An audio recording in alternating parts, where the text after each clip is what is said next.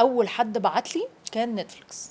كلمينا بقى عن نتفليكس والانترفيو انا ده. بحبهم، بحب نتفليكس جدا. وبحب يانجو بلاي. بحب او اس ان. هي ميسة ما ينفعش تشوف الحلقة دي خالص. نتفليكس مش كومبيتيتور. ماشي يقطعوا ده. بحب نتفليكس، هم عارفين اصلا ان انت بتحبي آه. نتفليكس. اوكي. هم على فكره نتفليكس is the first ever campaign.